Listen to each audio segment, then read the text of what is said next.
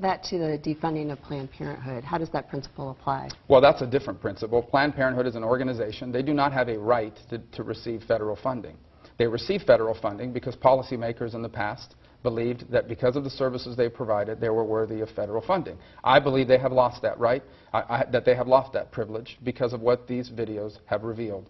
And so what I've argued is, let's take the money that Planned Parenthood gets, let's not cut a penny, and let's take it from Planned Parenthood and give it to federally qualified health centers across this country who provide services to women, women's health services, but do not provide abortions. There is a strong bipartisan consensus in America that taxpayer money should not be used to fund abortions.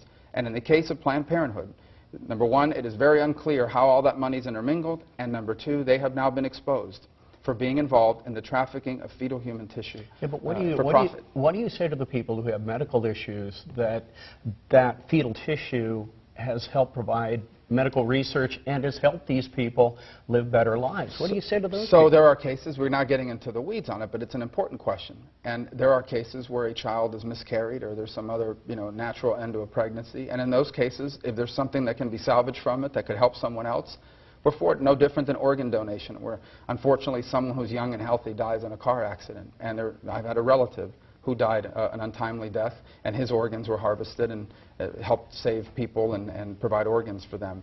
That's different from saying we're going to take the fetal tissue of aborted fetuses, because now what you've done is you've created an industry. Now what you've done is you've created an incentive for people to be pushed into abortions so that those tissues can be harvested and sold for a profit. Don't you think that's a stretch, pushing people into abortions? Absolutely. If you go to one of these centers, young women are provided very few options. In many places, they're not told anything about, for example, adoption services that might be available to them.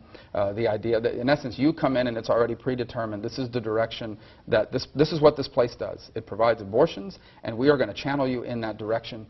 And I just think you've created an industry now where you've created the situation where very much you created an incentive for people not just to look forward to having more abortions, but being able to sell that fetal tissue for purposes, these centers, for purposes of making a profit off of it, as you've seen in some of these Planned Parenthood affiliates.